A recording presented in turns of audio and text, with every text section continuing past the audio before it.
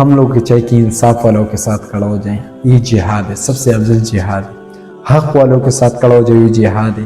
انصاف والوں کے ساتھ کھڑا ہو جائے تو یہ جہاد ہے. اپنے دوستوں کے لیے جو ہے نا انصاف کا آواز اٹھاؤ تو یہ جہاد ہے. کیونکہ حدیث مبارکہ میں آتے افضل الجہاد من قال کلمۃ حق عند سلطان جائر. سب سے افضل جہاد وہ ہے کہ بادشاہ کے سامنے حق بولے، سچ بولے، انصاف مانگے. ابھی آپ لوگ ادھر سوچتے ہوں گے کہ یار یہ سب سے افضل جہاد کون سا ہے یار، یہ کیوں ہے؟ ادھر اس وجہ سے کہ بادشاہ کے سامنے جس نے بھی سچ بولے اور حق بولے تو اس کو جو ہے نا شہید کر دیا. جس طرح کہ ریحان زیب کو شہید کر دیا، جس طرح اور لوگ کو بھی جو ہے نا شہید کر دیا.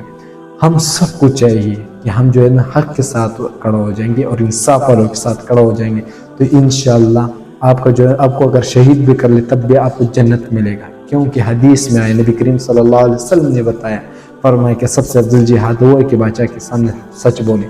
جدھر بھی ہو غلطی، جس میں بھی ہو، آپ نے سچ بولنے اور حق بولنے کی بندہ جو ہے نا صحیح ہے اور یہ غلط ہے.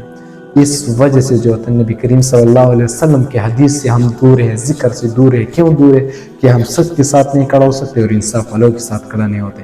اگر ہم سچ کے ساتھ کھڑا ہو گئے اور انصاف والوں کے ساتھ کھڑا ہو گیا تو نبی کریم صلی اللہ علیہ وسلم کو ہم سے راضی ہوگا نبی کریم صلی اللہ علیہ وسلم. کیونکہ ہم نے اس حدیث پر عمل کیا، کہ ہم نے افضل جہاد پر عمل کیا. ہم تو فلسطین کا مدد نہیں کر سکتے، اسرائیلی چیز سے بائیکاٹ نہیں کر سکتے، تو پھر اپنا پاکستان میں جہاد کر لو اور حق کے ساتھ کھڑا ہو جاؤ تاکہ جو ہے نا آپ کو اپنا حق ملے اور لوگ کو جو ہے نا اپنا حق ملے. ہم اپنے حق نہیں مان سکتے تو پھر ہم آزاد کس طرح کے؟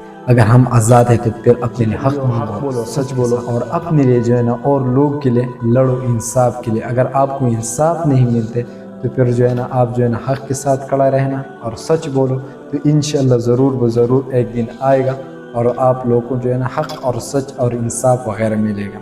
تو جدھر بھی ہو اللہ آپ لوگ کو خوش اور آباد رکھے، لیکن ہمیشہ جو ہے نا حق اور سچ بولو تو انشاءاللہ کامیاب ہو.